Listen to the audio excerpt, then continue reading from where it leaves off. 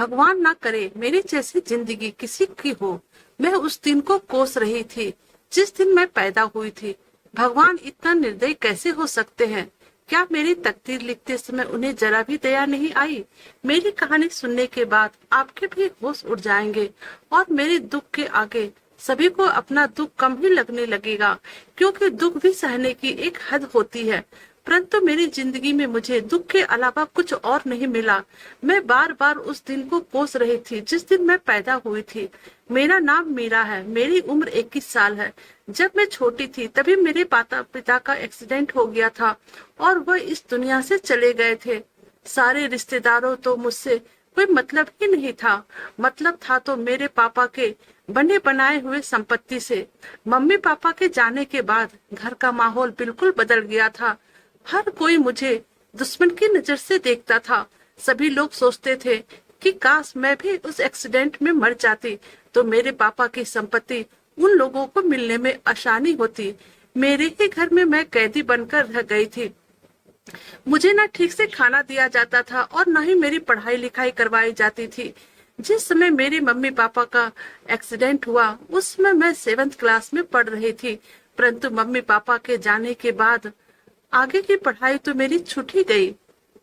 मेरे पापा के जाने के बाद मेरे चाचा चाची ने पूरे घर जमीन और कारोबार पर कब्जा कर लिया। वो सब कुछ अपना नाम करना चाहते थे और इसलिए उन्होंने कई बार मुझे मारने की भी कोशिश की। वो चाहते थे कि मैं किसी तरह मर जाऊं और सारी प्रॉपर्टी मेरे चाचा और चाची को मिल जाए। लेकिन एक रात मौका पाकर मैं घर से भाग गई और भागते भागते मैं सड़क के किनारे पहुंच गई। उस वक्त वहां से एक बस गुजर रही थी और बिना कुछ सोचे समझे मैं उस बस पर बैठकर थोड़ी दूर ही चली थी कि बस कंडक्टर मेरे पास आया और मुझसे टिकट मांगने लगा। मैं बस में अपना चेहरा छुपा कर रखने की कोशिश कर रही थी, लेकिन पता नहीं कैसे बस कंडक्टर ने मुझे पहचान लिया और फिर उसने मेरे चाचा को फोन कर दिया कि मैं उनके घर से भागकर बस में आकर बैठी हूँ। बस एक नाके पर रुकी थी और डर की वजह से मेरी सांसें थम सी गई थी। डर के मारे मेरी हालत खराब हो चुकी थी। मुझे बार बार लग रहा था कि चाचा तो आज मुझे जान से ही मार देंगे। तभी चाचा गांव के 4-5 आदमियों के साथ मुझे लेने आ गए। चाचा का चेहरा गुस्से से लाल हो रहा था और ऐसा लग रहा था कि वह मुझे जिंदा ही निगल जाएंगे। परंतु उस समय उनके साथ गांव के आदमी थे, इसलिए उन्होंने मुझे कुछ नहीं बोला और फिर मुझे घर ले जाकर धमकी देते हुए कमरे में बंद करके चले गए और बोले कि कल का दिन तुम्हारे लिए इस गांव में आखिरी दिन होगा। अब तुम्हारी जिंदगी की उल्टी गिनती शुरू हो चुकी है। बहुत शौक है न तुझे भागने का, तो तुझे मैं कल सुबह बताता हूँ। कल से तेरी जिंदगी नर्क बन जाएगी। चाचा की बातें सुनकर मेरा दिमाग सुन पड़ गया। मेरी आंखों के आगे अंधेरा छा गया। मैं कुछ समझ नहीं पा रही थी आखिर कल मेरे साथ क्या होगा। यही सोचकर मेरे रोंगटे खड़े होने लगे और फिर मैं अपनी मम्मी पापा को याद करने लगी और मैं उनसे बोलने लगी कि मुझे इस बेरहम दुनिया में क्यों छोड़ दिया, अपने साथ क्यों नहीं ले गए। मैं यहाँ पर जीकर तो हर रोज ही मर रही हूँ। कहने को तो यह लोग मेरे अपने हैं, परंतु इन्होंने मेरी जिंदगी को नर्क बना डाला है। रोते रोते ना जाने कब मेरी आंखें लग गई। सुबह मेरी आंख कमरे के दरवाजे के आवाज से खुली और अपने सामने चाचा को देखकर मैं बहुत डर गई कि चाचा अब मेरे साथ क्या करेंगे। और फिर तभी चाचा मुझे घसीटते हुए बाहर लेकर जाने लगे। मैं रोती रही, चिल्लाती रही, परंतु उन्हें जरा भी रहम नहीं आया और मुझे ले जाकर एक बड़ी सी गाड़ी में फेंक दिया। जिस तरह के कूड़े फेंके जाते हैं, मैं भी उस गाड़ी में एक कूड़े की ढेर की तरह पड़ी रही। उसमें और भी बहुत सारी लड़कियां थी, वह सब भी मेरी ही उम्र की थी। यह गाड़ी दिल्ली जा रही थी। मैं जब अपने साथ और भी लड़कियों को देखा तो मैं समझ नहीं पा रही थी आखिर यह सब हो क्या रहा है। और फिर मुझे पता चला कि मेरे चाचा ने मुझे तो कोठे वाली के पास बेच दिया है। यह सुनते ही मेरे पैरों के नीचे से जमीन निकल गई। मेरे सगे चाचा ने दौलत के लालच में आकर अपने भाई की बेटी को ही बेच दिया और अब मैं एक बाजारू औरत बन चुकी थी जिसकी हर रात गैर मर्दों के साथ रंगीन होती थी। अपने अतीत को याद करते हुए मैं इस जगह को बड़ी गौर से देख रही थी। यह दिल्ली की आखिरी गली शाम होते ही रंगीन होने लगती थी। दिन में यह किसी वीरान बस्ती से कम नहीं दिखती थी, पर शाम होते किसी दुल्हन की जैसी नजर आने लगती थी। यह शहर की सबसे बदनाम गली थी, जहाँ शरीफ लोग बस रात के अंधेरे में आया करते थे। आज मेरा मन बहुत उदास था और ऊपर खिड़की पर आकर मैं अकेले ही बैठ गई थी और आते जाते लोगों को देख रही थी और सोच रही थी कि कैसे कुछ ही सालों में मेरी जिंदगी कितनी बदल गई। सच कहा है किसी ने, जिसके सर के ऊपर माता पिता का साया नहीं होता है, उसका इस दुनिया में कोई नहीं होता है, ना ही उसका कुछ वजूद होता है। आज मेरी भी जिंदगी कुछ सालों में पूरी तरह ही बदल गई थी और मैं इस बात से अनजान थी कि मेरी जिंदगी में अब फिर से एक नया मोड़ आने वाला है। मैं अपने मन में ही सोचते हुए कहने लगी, आज तो कोई धंधा भी नहीं हुआ है और कस्टमर भी अभी तक नहीं आया है। इतना कहकर मैं सिगरेट जलाई और पीने लगी। मैं 21 साल की खूबसूरत लड़की थी, जिसके अपने चाचा ने खानदानी दौलत के लालच में एक कोठे वालों के हाथों बेच दिया। मेरा नाम मीरा है। मैंने बहुत कोशिश की इस गंदगी से भाग जाऊं, पर भागने पर हर बार मुझे हार ही नसीब होती थी और पकड़े जाने पर इतनी पिटाई होती थी कि 2 से 3 दिन तक होश ही नहीं रहता था। एक बार जो इस कोठी पर आ जाता, उसका वापस जाना नामुमकिन था। यहाँ की दुनिया एक अलग ही दुनिया थी। हर रोज नए नए तरह के कस्टमर का आना और फिर ना चाहते हुए भी अपने आप को उसके आगे समर्पित कर देना और फिर मर मर कर जीना, अब यही मेरी जिंदगी थी। मीरा के अलावा भी यहाँ ना जाने कितनी और लड़कियां थी, जो कुछ मजबूरी के कारण तो कुछ अपनी मर्जी से आई थी। पहले सबने यहाँ से भागने की बहुत कोशिश की, लेकिन बाद में सभी ने इस नर्क भरी जीवन को ही अपनी किस्मत समझ लिया। मीना ताई ने इन सबको खरीदने और बेचने का काम क्या करती थी। उसकी मर्जी के बिना यहाँ एक पत्ता तक नहीं हिलता था।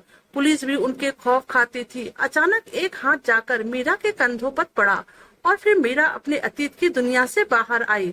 उसने देखा उसके सामने 24 साल का एक खूबसूरत नौजवान लड़का खड़ा था। उसने आंखों के इशारे से मीरा को कमरे में चलने को कहा। मीरा ने सिगरेट पी और उसके साथ चली गई। सारी रात वह मीरा के साथ खेलता रहा। सुबह ही होते उसने खुश होकर मीरा को 5,000 थमा दिया। मीरा ने 2,000 उसे वापस कर दिया तो वह मीरा से कहने लगा, अरे रख लो, तुम्हारे लिए ही है। मीरा ने कहा, नहीं, मेरे बस 3,000 बनते हैं, सो मैंने ले लिए हैं। मुझे हराम के पैसे नहीं चाहिए। उस लड़के को मीरा की ईमानदारी देखकर बहुत ही अजीब लगा और वह सोचने लगा, आखिर वह पैसों के लिए ही तो यह सब कर रही है। फिर जब उसे ज्यादा पैसे मिल रहे हैं तो यह लड़की क्यों मना कर रही है। उसने मीरा से उसका नाम पूछा तो मीरा बोली, नाम जानकर क्या करेंगे। इस पर वह बोला, इतना खुददार और स्वाभिमानी लड़की पहली बार देखा है। इस पर मीरा बोली, जैसा मेरा धंधा है उसमें नाम वाम जानने की जरूरत नहीं पड़ती है, बस आओ, अपना काम करो और निकल जाओ। वह लड़का उससे कहने लगा, तुम्हारे रूखे मिजाज को मैं जानता हूँ, तुम तो बड़ी बेपरवाह हो। और फिर वह उस नजरे भर देखने के बाद बाहर निकल गया। कुछ दिन गुजरने के बाद वह एक शाम फिर से उसी गली में आया। उसका नाम मोहन था और वह एक प्राइवेट कंपनी में अच्छी पोस्ट पर काम करता था। उसने चारों तरफ देखा पर मीरा कहीं दिखाई नहीं दी। ऊपर गया तो ऊपर जाते लड़कियों ने उसे घेर लिया। हर कोई उससे मेहमान नवाजी को तैयार था। तभी मीना ताई ने सबको दूर करते हुए कहा, अरे लड़कियों हटो, और मोहन की तरफ देखते हुए कहने लगी, कौन सी लड़की चाहिए, जिस पर उंगली रखोगे वही तुम्हारी हो जाएगी। मोहन बोला, वह कहाँ है। मीना ताई बोली, अरे कौन। मोहन बोला, कल जो मेरे साथ थी। मीना ताई कहने लगी, क्या तुमको उसका नाम पता है। वह कहने लगा कि नहीं, मुझे उसका नाम नहीं पता है। इतने में मीरा वहां पर आ गई और उसे देखते ही मोहन ने अपनी उंगली का इशारा मीरा की तरफ कर दिया। वहां पर खड़ी सब लड़कियां मीरा की तरफ मुंह बनाकर चली गई थी और सब कहने लगी, पता नहीं उसको मीरा में क्या दिखता है, आखिर हम लोग भी तो मीरा की तरह ही खूबसूरत और जवान है।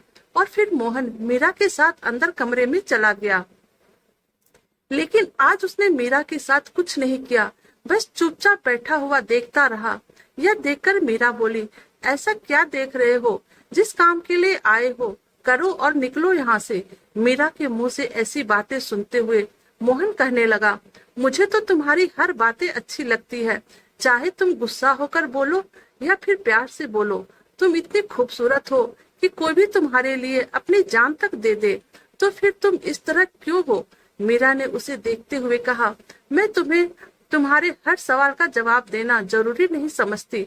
मेरा काम है नुमाइश करना, बस। तो इस बार मोहन कहने लगा, पर आज मैं तुमसे खेलने नहीं आया हूँ। मैं खुद नहीं जानता क्यों आया हूँ, पर यहाँ खींचा चला आया हूँ। तुम्हारे बारे में मुझे जानने की इच्छा होने लगी है। और मोहन यह कहते हुए बिस्तर पर लेट गया। मोहन की बातें सुनकर मीरा बोली, आप जैसे लोगों के लिए ऐसी लड़कियां सिर्फ एक रात की मेहमान हुआ करती है, पर दिन में आप जैसे बड़े लोग हमें पहचानते तक नहीं हैं। मीरा ने अपनी साड़ी का पल्लू कंधे पर रखते हुए कहा। तो मोहन बोला, तुम्हारी बातें बहुत कड़वी होते हुए भी सच होती है। यह कहते हुए मोहन सिगरेट जलाने लगा। एक सिगरेट उसने मीरा की तरफ भी बढ़ा दी। मीरा आराम से बैठकर सिगरेट पी रही थी। तभी मोहन कुछ देर बैठा रहा और सवाल करता रहा, पर मीरा ने उसकी हर बात को घुमा फिरा कर ही जवाब दिया। मीरा उसे जवाब देना नहीं चाहती थी और फिर इसी तरह 3 से 4 घंटे बीत गए। तब मोहन ने जेब से 1000 रुपया निकाले और मीरा की तरफ बढ़ा दिए। यह देखकर मीरा बोली, साहब आपने तो कुछ किया ही नहीं, तो यह पैसे फिर किस बात के हैं? मुझे यह पैसे नहीं चाहिए, क्योंकि मैंने पहले भी आपसे कहा है कि मैं हराम के पैसे नहीं लेती हूँ, बल्कि काम के पैसे लेती हूँ। तब मोहन ने पैसे वापस रख लिए और फिर वहां से चला गया। मीरा उसे जाते हुए देखते रही। इतने सालों में उसके साथ ऐसा पहली बार हुआ था कि कोई ग्राहक बिना उसे नोचे अपनी हवस मिटाए वापस गया था। हर रात मीरा के पास तरह तरह के ग्राहक आते और मीरा को ना चाहते हुए भी उन सबों की बातें माननी पड़ती। मीरा सोच में डूबी हुई थी कि तभी उसकी सहेली वहां पर आई और बोली, क्या बात है, आजकल तो मैडम छाई हुई है पूरी गली में। मीरा ने बिस्तर पर गिरते हुए कहा, कोई बात नहीं, रोज का कस्टमर है, आ गया। उसकी सहेली उसके पास बैठते हुए बोली, वैसे तेरा यह वाला कस्टमर बड़ा मस्त है। कोठे की सारी लड़कियां तैयार थी उसके साथ जाने के लिए, पर उसे तुझसे फुर्सत ही नहीं मिली। उसने मुंह बनाते हुए कहा। मीरा ने कहा, अरे अरे मुंह क्यों बनाती हो मेरी जान, कस्टमर है। कौन सा मेरा आशिक है जो तुम लोग इतना जल रहे हो? कुछ देर इधर उधर की बातें हुए और फिर दोनों बाहर चले गए। उधर मोहन का भी बुरा हाल था। वह बस मीरा के बारे में ही सोचता जा रहा था। उसकी रूप, उसकी अदाएं उसकी आंखों के सामने नाच रही थी। वह मीरा को जानना चाहता था, उसके करीब जाना चाहता था। मीरा के पास हर शाम जाना उसकी रोज की आदत हो चुकी थी। कभी कभी वह उसके लिए कीमती सामान ले जाया करता था। काफी मिन्नतों के बाद मीरा कभी कभी उसके गिफ्ट रख लिया करती थी। एक शाम जब मोहन कोठे पर आया तो उसे मीरा कहीं नहीं दिखाई दिया। उसने मीना ताई से पूछा। उन्होंने बता दिया कि वह दूसरे कस्टमर के साथ है। आज किसी और लड़की से काम चला लो। मोहन को धक्का लगा और वो वहां से चला गया। अब जब भी मोहन वहां पर जाता तो उसे मीरा नहीं मिलती थी। तब वह किसी और लड़की से केवल बात ही करता था और उसकी नजर बार बार मीरा को ही खोजते रहती थी। और एक दिन मोहन को मौका मिल ही गया। उसने मीरा को जैसे ही देखा भागकर उसे गले लगा लिया और फिर दोनों कमरे में आ गए। कमरे में आते ही मीरा ने कहा, बड़े दिनों के बाद हमारी याद आई है। मोहन ने उससे कहा कि मीना ताई ने बताया कि तुम बहुत व्यस्त रहती हो। इस पर मीरा कहने लगी, हाँ, वह बाहर से ताई के कुछ खास मेहमान आए हुए थे, उन्हीं की खिदमत में लगी थी। यह सुनकर मोहन कहने लगा, तुम यह सब छोड़ क्यों नहीं देती? मीरा बोल पड़ी, यह तो मेरा काम है, सब गैर मर्द के साथ रात बिताना। तुम भी तो एक गैर मर्द हो। मीरा की बात सुनकर मोहन को दर्द सा महसूस हुआ और वह बोल पड़ा, क्या हमारा कोई रिश्ता नहीं बन सकता है? मीरा बोली, एक वेश्या के साथ एक शरीफ इंसान का क्या रिश्ता हो सकता है? तुम ही बता दो। अगर कोई रिश्ता होगा उसे यह शराफत की दुनिया जैसे लोग नाजायज रिश्ता कहते हैं, जिसकी सच्चाई काली रातों की रंगेलियों में छुपा हुआ होता है। मीरा की दर्द भरी बातें सुनने के बाद मोहन बोला, पर मुझे अच्छा नहीं लगता जब कोई और तुम्हें छूता है, तुम्हारे पास आता है। मीरा कहने लगी, क्यों, तुम्हें क्यों एतराज है? तुम भी तो यही काम सब करते हो। मेरा यही पैसा है। मोहन गुस्से से बोल पड़ा, क्योंकि मैं तुमसे प्यार करने लगा हूँ, तुम्हें चाहने लगा हूँ, तुम्हारे बिना नहीं रह सकता। अब जब कोई तुमसे छूता है तो मेरे तन बदन में आग लग जाती है। नहीं बर्दाश्त कर सकता मैं तुम्हें अब किसी और के साथ। मीरा उसकी बात सुनकर सुन्न पड़ गई। तो मोहन उसके दोनों हाथों अपने हाथ में लेकर कहने लगा, मीरा, मैं प्यार करता हूँ तुमसे और शादी भी करना चाहता हूँ और तुम्हें दलदल से बाहर निकालना चाहता हूँ। हम कहीं दूर जाकर एक नई दुनिया बसाएंगे। मैं नहीं जानता कि तुम्हारे दिल में क्या है। मैं बस तुम्हें इस दलदल से निकालना चाहता हूँ और तुम्हारे इस दर्द को मैं अपना दर्द बना लेना चाहता हूँ। मैं चाहता हूँ कि अब तुम्हारे जीवन में केवल खुशियां ही खुशियां हो, क्योंकि मैं तुम्हें दिलो जान से प्यार करता हूँ और अब मैं तुम्हारे बिना नहीं रह सकता हूँ। वैसे तो मैं पैसा देकर हर रात तुम्हारे पास आ सकता हूँ, परंतु मैं ऐसा नहीं चाहता। मैं चाहता हूँ कि मैं पूरी जिंदगी तुम्हारे साथ बिताऊं। तुम मेरे हर दुख सुख के साथी बनो। मैं तुम्हें अपनी दुल्हन बनाना चाहता हूँ। मुझे दुनिया वालों की कोई फिक्र नहीं है। हम यहाँ से कहीं दूर चले जाएंगे और फिर अपनी एक अलग दुनिया बसाएंगे। मीरा बस चुपचाप मोहन की बातें सुनती रहती और फिर वह मोहन के गले लग गई। फिर एक दूसरे को जानते पहचानते सुबह हो जाती है और मोहन मीरा को कहता है कि अपना ध्यान रखना, मैं जल्द से जल्द तुम्हें लेने आ जाऊंगा। कहकर वह बाहर निकल जाता है। मोहन कुछ दिनों के लिए शहर से बाहर चला जाता है। इधर मीरा का व्यवहार भी बदल जाता है। वह बहुत कम अपने ग्राहकों के साथ रात बिताती थी। कभी पेट दर्द का बहाना बनाती तो कभी कोई बहाना, कभी ग्राहकों के साथ गाली गलौज झगड़ा कर लेती थी। अब मीरा के भी दिलो दिमाग में बस मोहन ही छाया हुआ था। वह अब नहीं चाहती थी कि किसी और के साथ रात बिताए। ग्राहकों के साथ गाली गलौज करने के कारण बहुत सारे ग्राहकों ने अब आना ही छोड़ दिया था और अब मीना ताई का धंधा ठप होने लगा था। एक दिन मीना ताई ने मीरा को अकेले में बुलाया और पूछा, क्या बात है मीरा, आजकल ग्राहक तुमसे खुश नहीं रहते? क्या चल रहा है तुम्हारे दिमाग में? मीरा कुछ भी नहीं बोल पाई, बस इतना कहा, अब मैं यह काम और नहीं कर सकती, मेरा मन नहीं करता। ताई यह सुनकर बोली कि हाँ हाँ जानती हूँ, तेरे को मन क्यों नहीं लगता। आजकल तेरा मन उस लड़के में जो लगा है। मीरा बोली, उसके बारे में कुछ ना बोलो। ताई बोली, कहीं मोहब्बत तो नहीं हो गई तुझे उससे? मीरा इधर आ, मेरे पास आकर बैठ, हमारे धंधे में यह सब नहीं चलता। मीरा ने अपना सर ताई के घुटने पर रख दिए और कहने लगी, वह भी मुझसे बहुत प्यार करता है और शादी करना चाहता है। मुझे इतने सालों में इस तरह का कभी भी एहसास नहीं हुआ। पता नहीं क्यों, पर उसकी हर बातों पर भरोसा करने का दिल करता है। वह इतना खूबसूरत है कि मुझे उसके सिवा कुछ भी अच्छा नहीं लगता है। ताई इस पर बोली कि हर खूबसूरत चीज धोखा देती है। मीरा तो उसके प्यार में कमजोर पड़ चुकी है, इसलिए ऐसी बड़ी बड़ी बातें कर रही है। अभी भी वक्त है, रोक ले खुद को। ताई, मैंने उसे तन मन से अपना माना है, वह मुझे कभी धोखा नहीं देगा। अब तक मैंने उसकी हर बात मानी है। ताई, बस मेरी एक छोटी सी बात आप भी मान लीजिए, मुझे उससे शादी करने दीजिए। मीरा ने अपने आंखों में आंसू भरकर कहा। ताई मीरा से कहने लगी, मैं तेरी खुशियों के आगे नहीं आना चाहती हूँ, लेकिन तू जिस रास्ते पे जा रही है वहाँ सिर्फ और सिर्फ अंधेरा है, एक ऐसा अंधेरा जहाँ तुम्हारी पहचान खो जाएगी। मीरा बोली कि वह हमेशा मेरा साथ देगा ताई, और मैं प्यार में हूँ और प्यार में ऐसा ही होता है। अब यह कदम पीछे नहीं हटेंगे। तो ठीक है मीरा, अब यहाँ के दरवाजा तुम्हारे लिए बंद है। इतना कहकर ताई वहां से चली जाती है। मीरा आज बहुत ही खुश है और खुशी के मारे अब मोहन का इंतजार कर रही है।